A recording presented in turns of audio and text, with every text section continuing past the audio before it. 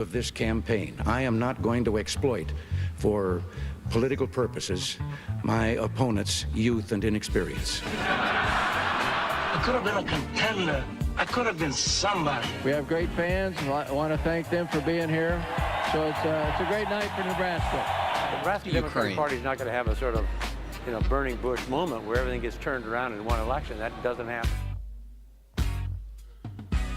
Good morning, good afternoon, and good evening. I'm Mac McKoy, and this is Counterpoint Omaha, and we are glad to be here. This is a conversation with both sides of the aisles, and the one thing we hope you hear with these conversations, we're being nice to each other.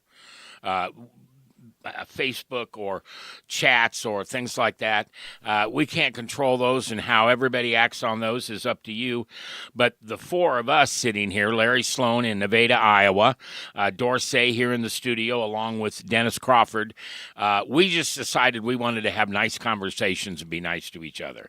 And I'm tickled pink that it's going well.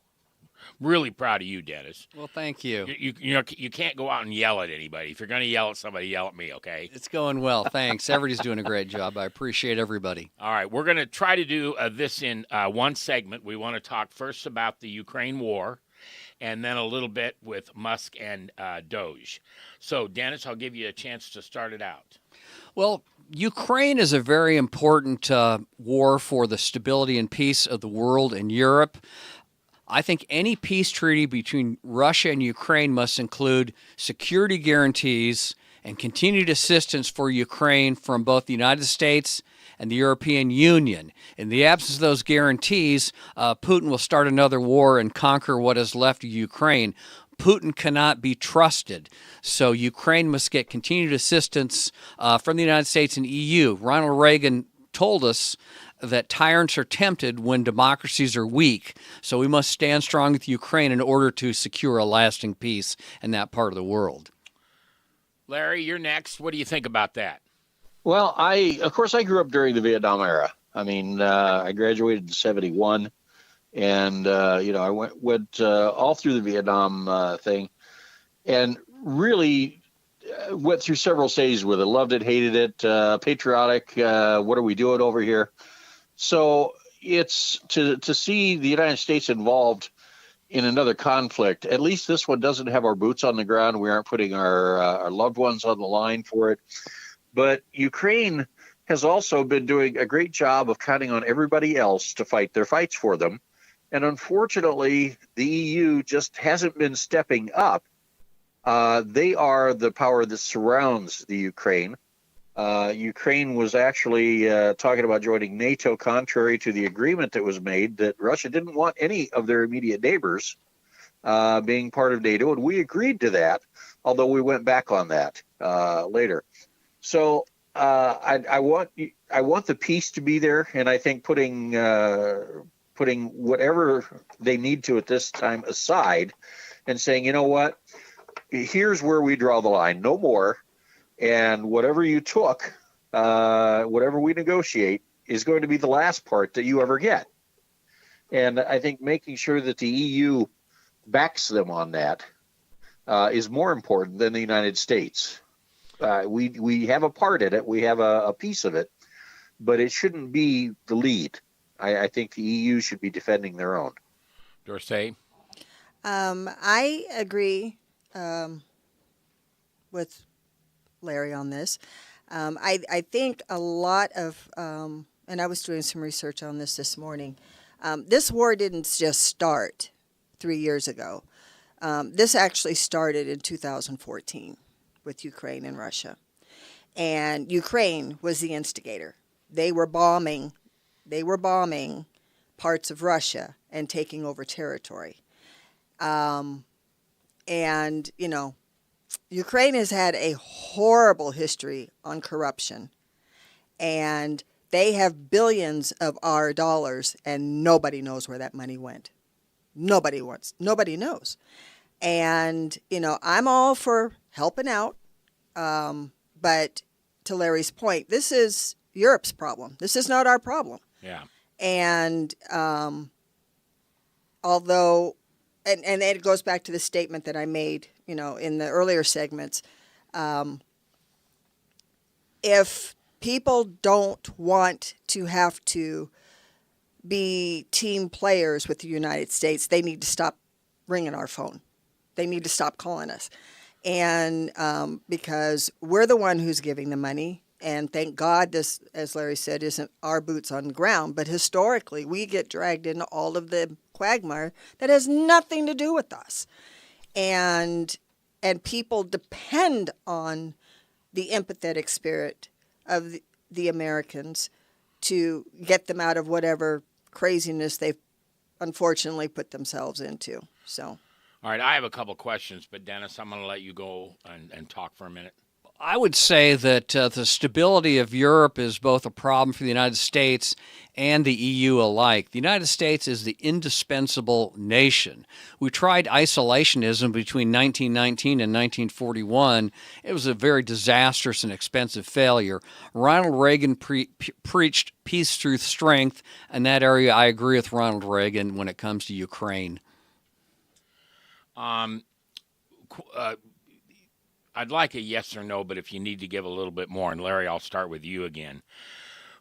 You've all made the comment that we don't have boots on the ground, and that's a good thing. What do you think about our involvement in the Ukraine-Russia war if we were to send boots on the ground? I would be vehemently against it. No, absolutely. Totally opposed. Totally opposed. Yep. So we may have an idea or a desire to help Ukraine, but we do not want to let it become a Vietnam or something like that where, we're fighting somebody else's battle. Correct. Right. And I want you to comment, Dennis, for a second, if you will. Dorsay made the comment that they made the first attack on Russia, and you were shaking your head, so I want to hear that. I don't think so. Here's the deal. Vladimir Putin is an evil man. He's a war criminal, and Vladimir Putin is madder than hell that Eastern Europe and Ukraine are now aligned with the United States and NATO. Ukraine was a crown jewel of the Russian and Soviet Empire for centuries, and Putin has done everything he can to try to keep them within the Soviet orbit. There was a Ukrainian election in 2004, and the Russian Secret Service poisoned Viktor Yushchenko, the pro-West Ukrainian presidential candidate, nearly killed Mr. Yushchenko. Yushchenko fortunately lived, and he won the election in 2004, and the Russians tried to manipulate the vote in 2004 in Ukraine to actually steal the election for their Russian stooge, but they failed. So this is all on Russia. They want Ukraine to be a part of Russia again, and Ukraine wants to be a free and independent country. They want to be like a normal European country with peace, prosperity, and independence from Russia, and that's a very sound goal. I was really disappointed in the fact that President Trump told us or assumed that maybe he had an agreement with Putin, and we had a ceasefire, and that very same day Russia bombed a hospital in Ukraine. Right. And, Yep. When you say what a bad guy he is, I can't think of anything that would be worse than what he just did. We won't shoot. And then that night, you kill people. Yeah, Russia continues to violate the ceasefire. I was listening to news on my way up to Omaha, and they bombed some power plant somewhere in Ukraine last night. Oh. Larry, you were going to say something? No, I'm just agreeing that, again, the United States needs to have, a part to play, but I don't think it needs to be leading the part. I think that if we do ever get involved in a use of manpower, Europe better have their manpower in there first and foremost. We should be support to that, but not necessarily involved in the frontline fighting. Okay. One more question for all three of you. This is not a rhetorical question, so I really want to hear what you have to think.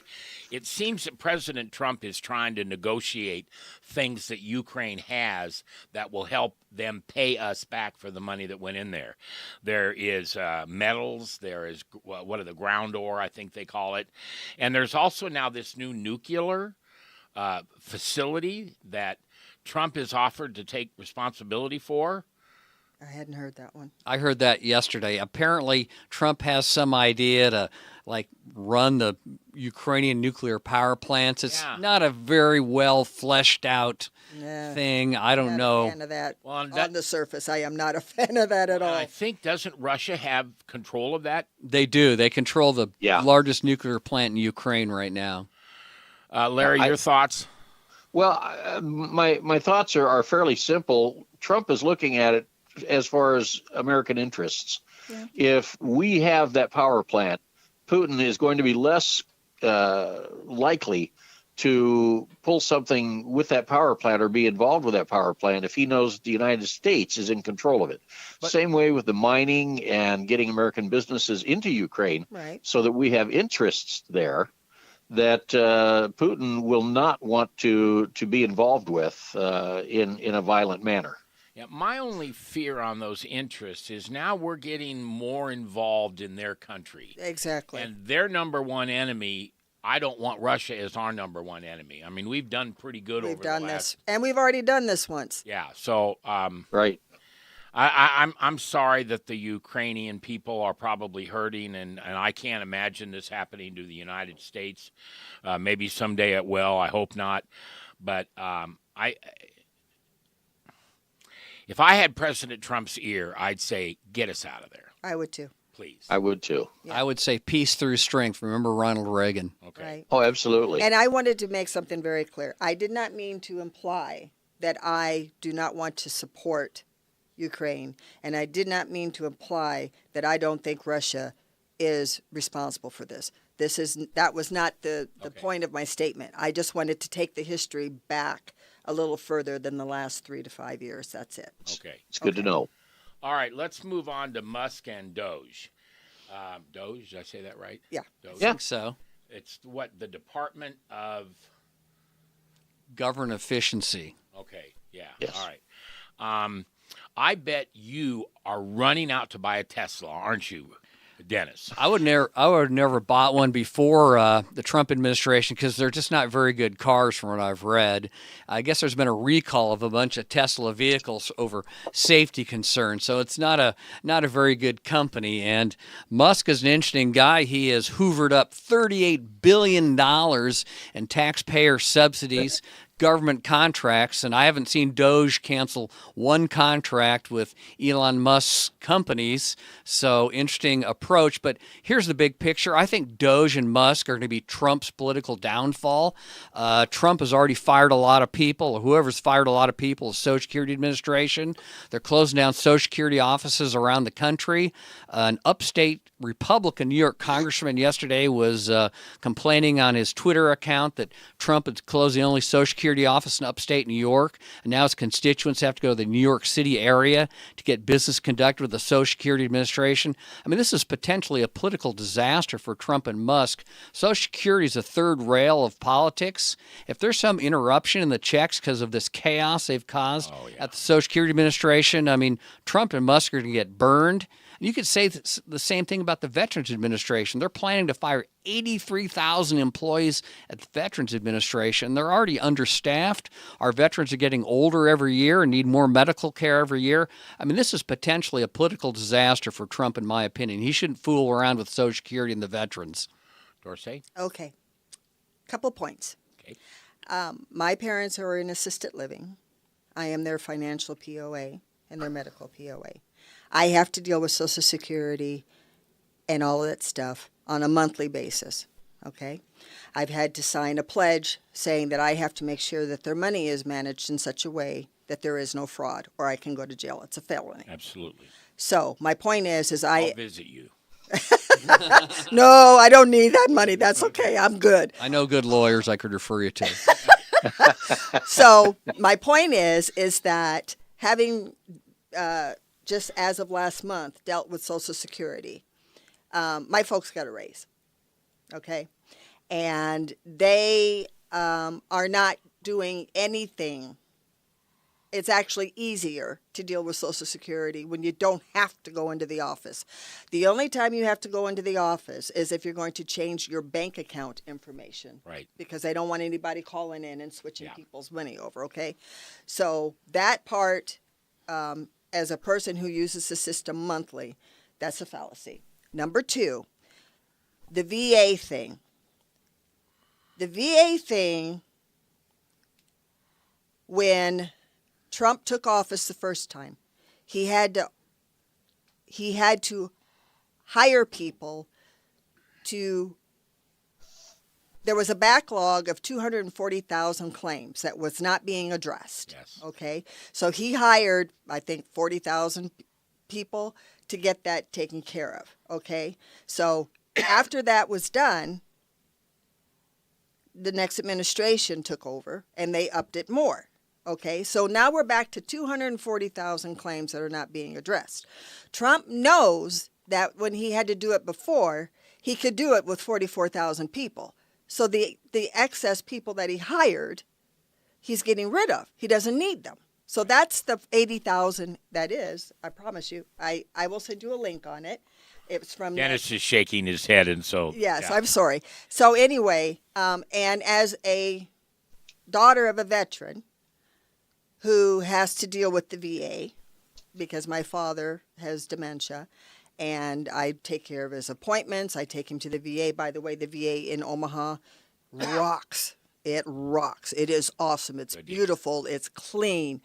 And it all started getting that way when Trump took office first time. And people can argue about that, but I was there. Yeah. I've been dealing with it. One of the big things he did first time round was make sure there was a lot of money available to the VA to make sure that all of these facilities were upgraded. And that's when it happened. But to that point, the services for the VA are not suffering, at least no. Now, I can't speak to the other parts of the country, but in Nebraska and Eastern Iowa, sorry, they're wonderful. And I have family in the VA system here, Yeah. and they rave about it. And I have friends in the VA system here, and they rave about it. So I'm not entirely sure why everybody's tweaking about that. Insofar for Elon, I saw something on the TV that made me kind of giggle, right? They were talking about, we don't want him involved in this. He has access to our personal information, yada, yada, yada, yada, yada, yada. But you give your bank all of your personal information. You give your hospitals, all of the stuff. Your job has all your personal information. And they've all been hacked repeatedly.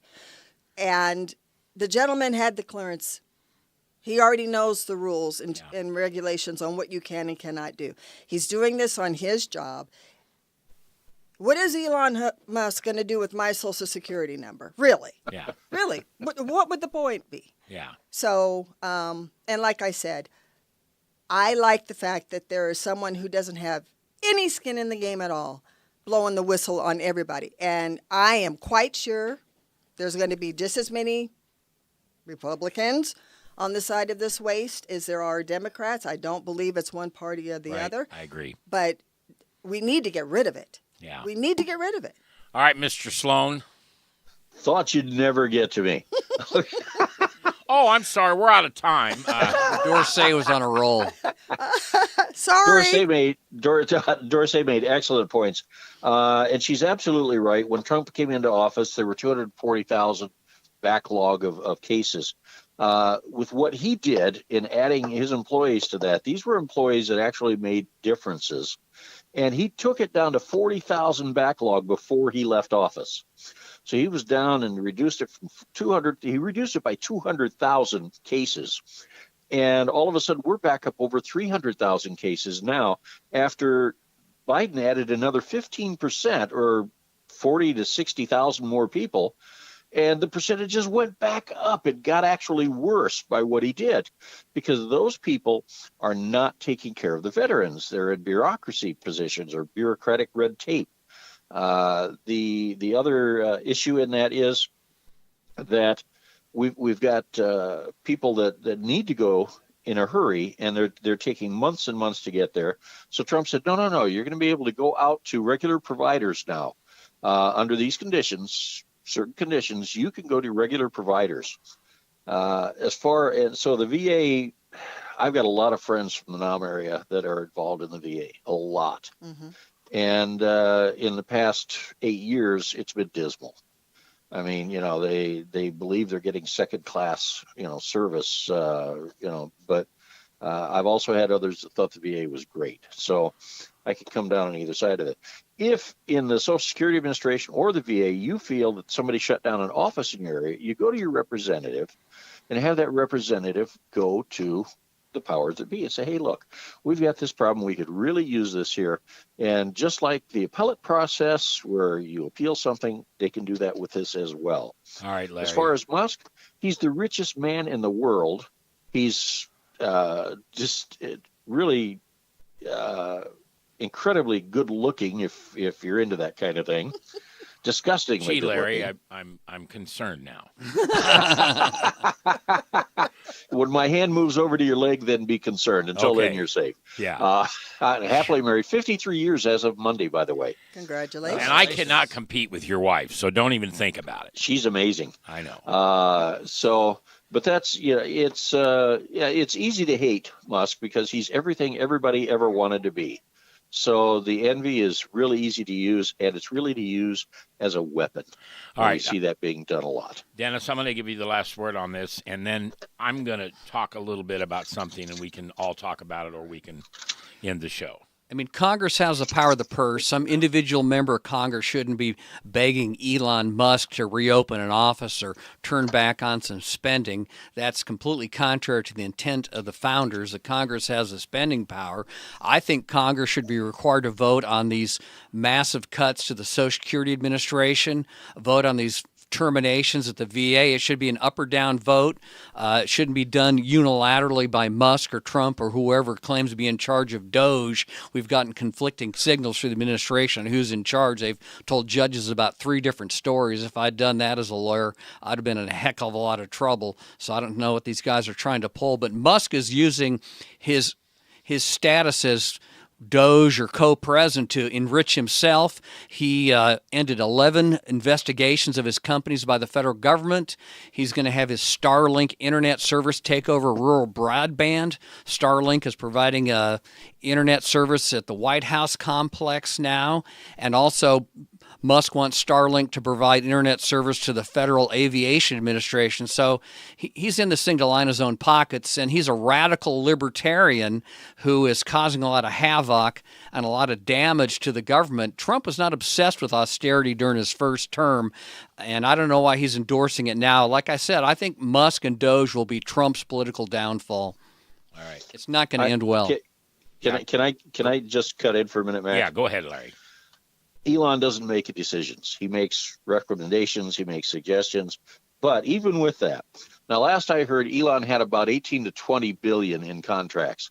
Well, one has to keep that in perspective. He's worth $450 billion. Losing every contract he had with the United States would be like having a bad casino night for most of us. I mean, it's not going to affect his living. It's not going to affect what he does. I don't think that's a motivation for him. He's just not economically locked in to 18 or 20 billion or even 30 or 40 billion. Yeah. He won't miss it. All right, Dorsay. I agree with Larry and what he's saying. Dennis does have some points, but to Dennis's point, we have no choice in any of this. We've gone to the people that we voted for year after year after year after year, asking them to do exactly this. And if you're watching CNN and MSNBC and all of that, in the days that when Obama and Clinton were in power, they did a lot more on the deportations, and they did a lot more talking about how we need to cut waste and all this and all this and all this and all this than what Trump's doing. And they didn't do it either. So, Dennis. Well, here's what Clinton did to reduce waste. He put Al Gore in charge of a commission to look it over. They negotiated with the various stakeholders, the agencies, the Federal Employees Union, the Congress, and they got together and passed bipartisan legislation to make the appropriate cuts, and that's not what Musk is doing. He's just doing it unilaterally, and I think they need to get Congress and the stakeholders involved now. Otherwise, like I said, this is going to be a political disaster for Trump. Insiders of the Social Security Administration said these young computer programmers, from Nebraska and other states have tinkered with the computer system of the Social Security Administration, and they're predicting there could be an interruption of checks because these kids don't know what the heck they're doing. These are old computer systems that probably were built up when before they ever went to college or wherever they went. So this is a huge political risk for Trump to fool around with Social Security and the veterans. He's playing with fire. All right, we're definitely out of time. You're welcome to comment on this if you want to, because I don't want to shut you off on this. But what my biggest concern is right now? Violence. I've been alive long enough, and we all have, Democrats and Republicans. It's the oil and water. It's the, whatever it is. It's the fox in the chicken house. But this violence that's going on, and I'm not going to point my finger at anybody other than us. If you're out there trying to blow up things, and you're out there protesting and not doing it peacefully, you got to stop. And I think both sides need to come together and demand that those people that are part of our side or our group stop this. Right. Yep. Absolutely. Agreed. Stop it. This is, in my opinion, domestic terrorism. I agree. Yep. And I don't want us to look like the Middle East. Nope. I can remember turning on the TV, and I'm going way back to high school now, and something happened with Jerusalem, or it was the Shah of Iran, I think, or something like that. And I thought to myself, well, I'm glad I don't live over there. Mm-hmm. Well, we do now. We're starting to. Yeah, it's going that direction. So yeah. For those of you that pray, just pray that God puts his hand on this country, and we'll figure out all the details. Just let's keep it safe for the grandkids and kids. Let's not turn this into the Middle East. All right, kids. Great show. Thank you. Thumbs Thank up. you. I always say in this business, you got to have a first show no matter what, and you just do it. And if it's wrong or it's not, we need to fix something, fine. I got nothing to tell you guys to fix. I think you were all wonderful. Well, thank you. Everybody did a great job. Thank you, Mac. Yeah. Been a It's pleasure. been great. Yeah, Yes, I'm it's been so great. pleased with you guys. All right, for those of you listening or watching, thank you. I love this job, and I couldn't do it without you. This is called Counterpoint Omaha, and it's live on webcast1live.com.